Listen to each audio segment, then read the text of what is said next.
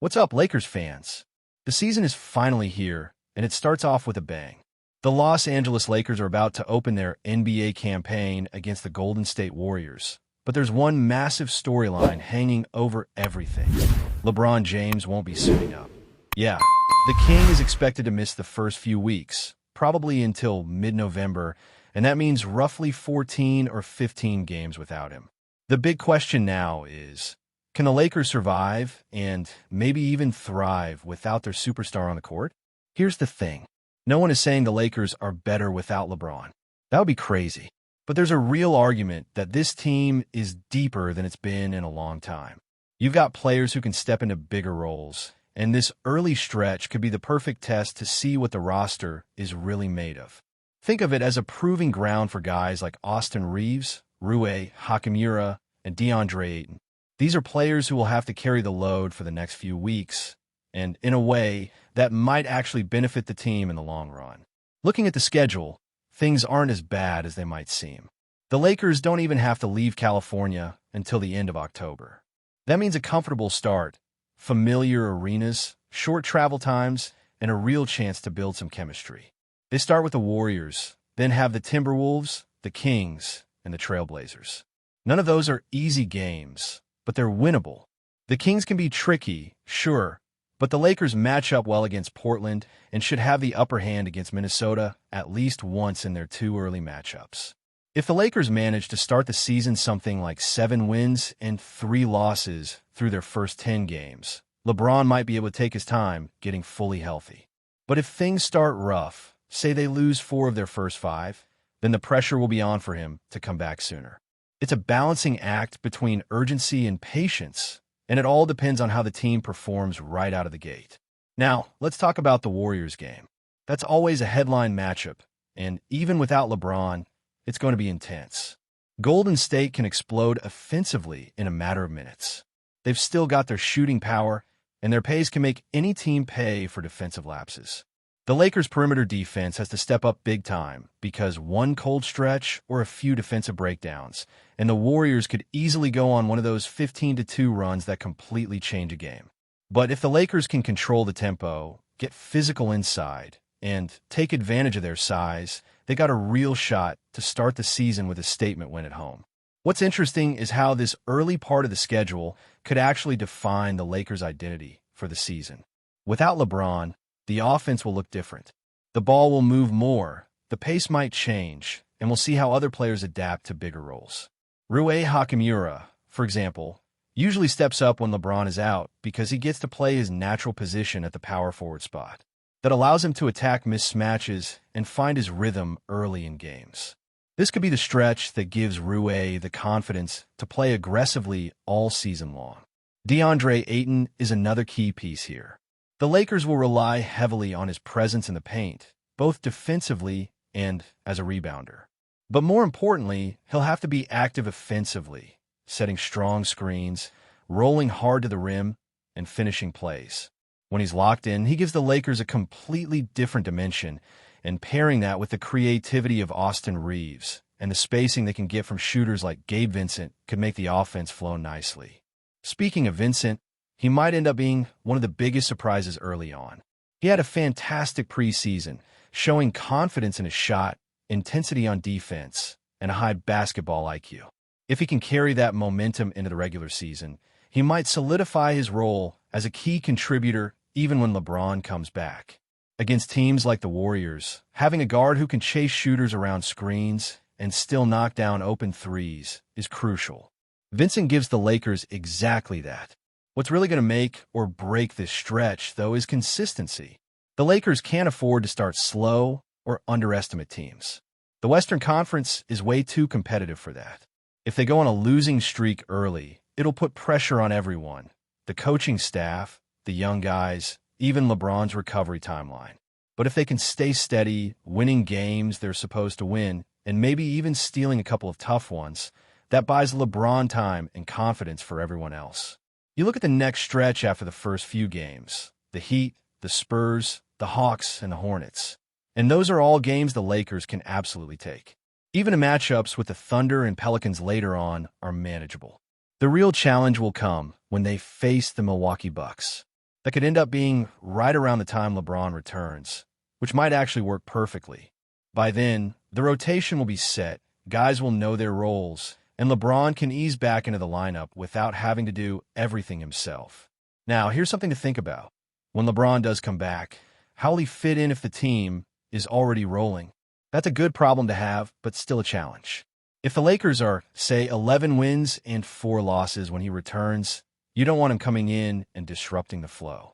LeBron has already talked about playing more off the ball this season, focusing on catch-and-shoot opportunities and letting the younger guys handle more of the playmaking.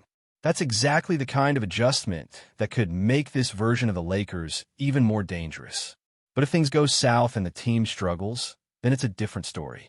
In that case, LeBron might have to return sooner and take over more responsibilities, which could wear him down later in the season. That's the fine line this team has to walk, protecting LeBron's health without falling too far behind in the standings. At the end of the day, this stretch without LeBron is a massive opportunity. It's a chance for guys to step up, for chemistry to build, and for the coaching staff to see what lineups really work.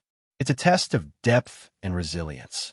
The Lakers have a favorable schedule, a talented roster, and plenty of motivation after last season's playoff run. Now it's all about execution. Fans just need to remember, the goal isn't to dominate October. It's to build toward May and June. As long as the Lakers can stay competitive, stack some early wins, and keep their confidence up, LeBron will be coming back to a team that's ready to contend, not just survive. So yeah, Lakers Nation, buckle up.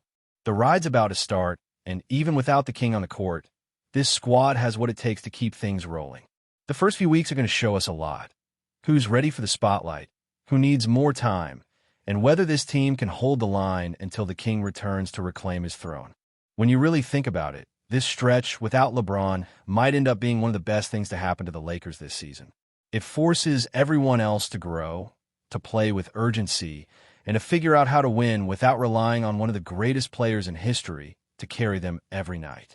That kind of experience can pay off huge when the postseason rolls around. Because when LeBron does return, he won't have to do everything. He'll be joining a group of players who have already learned how to fight, how to compete, and how to close out games on their own. Take Austin Reeves, for example. This guy has been evolving fast. Every season, he's added something new to his game.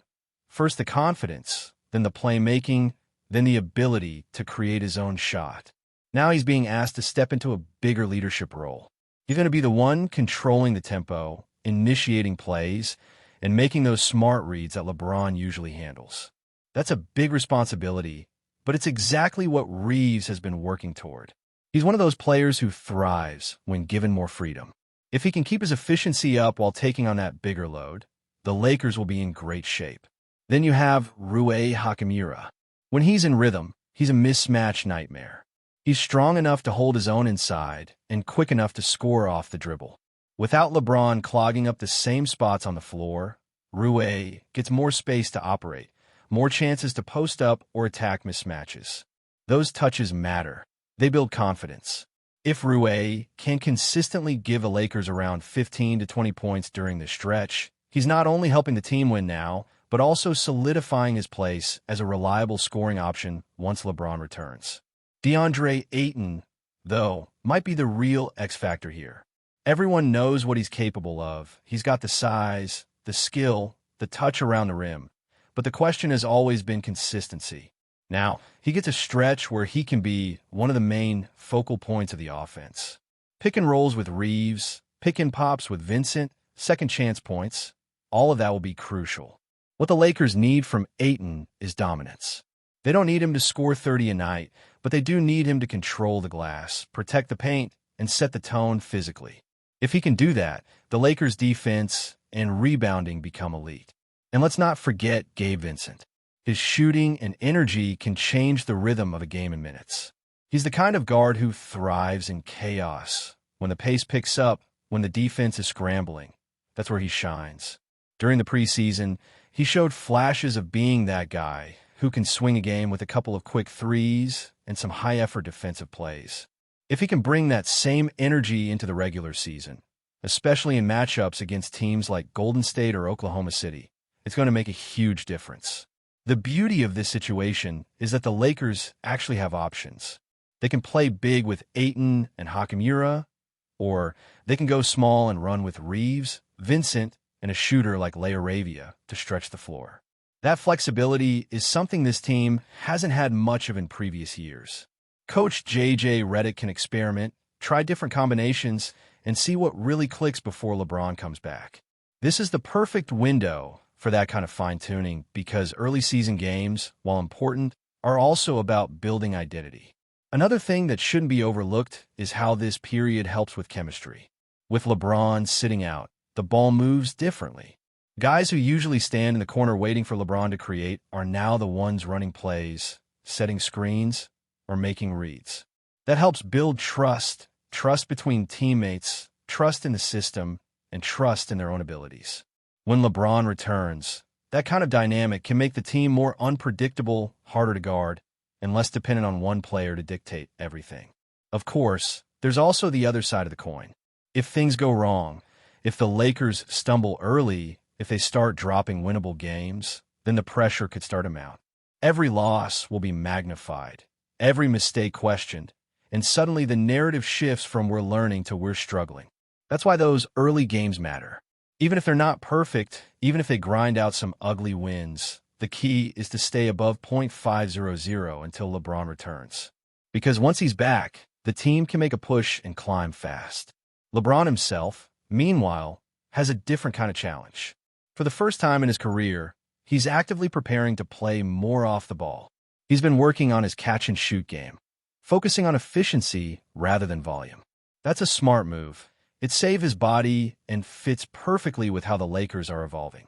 Let the younger guys handle the heavy lifting in terms of pace and creation, while LeBron picks his spots and attacks when it matters most. That's the kind of balance that can keep him fresh deep into the playoffs. Before we continue, we ask that you leave a like and subscribe to the channel so you won't miss any exclusive Lakers updates. Moving on, there's a storm brewing in the Motor City, and it's painted purple and gold. According to whispers circling NBA insiders, Detroit Pistons rising star Jalen Duren may have just pulled off the ultimate betrayal, quietly agreeing to terms with the Los Angeles Lakers. While neither camp has made anything official, multiple sources suggest that Duren has accepted a proposal that could send him straight into the Hollywood spotlight. For a city that's been rebuilding its basketball identity around young promise and grit, the news has landed like a gut punch. Duren, just 21, has been the Pistons' anchor in the paint, a rare mix of power, agility, and old-school dominance that had fans hoping he'd be the cornerstone of Detroit's future. Now, if the rumors hold true, the same hands that tore down backboards in Little Caesars Arena could soon be catching lobs from LeBron James in Los Angeles. The Lakers, ever the masters of timing and drama, have been eyeing a new generation of athletic big men to complement their aging core. Duren's youth, explosiveness, and potential to evolve into a two-way superstar make him the perfect fit. But what really stings for Detroit fans is the timing. The move comes just as optimism was starting to return after seasons of struggle and false starts. Inside the Pistons organization, the mood is said to be tense. One front office source allegedly described the atmosphere as shocked but not surprised, hinting that tension had been building behind closed doors for weeks. Duren's camp, on the other hand, has remained silent, declining all media requests since the story broke. Could this be another case of LA lure, the bright lights, the celebrity allure, the promise of contention, proving too tempting to resist? Or is it simply business, a young player chasing the chance to make history alongside one of the league's most iconic franchises? Whatever the truth, one thing is clear. If Jalen Duren does indeed don the Lakers jersey next season, the echoes of his departure will haunt Detroit for years. For the Pistons faithful, it's not just a transfer rumor. It feels like a betrayal written in gold and purple ink. Stay informed exclusively about Los Angeles Lakers news. Subscribe to our channel and hit the like button to keep receiving daily updates. Also, share your opinion on the news in the comments, as your contribution is crucial for the Lakers. Stay tuned for the next video.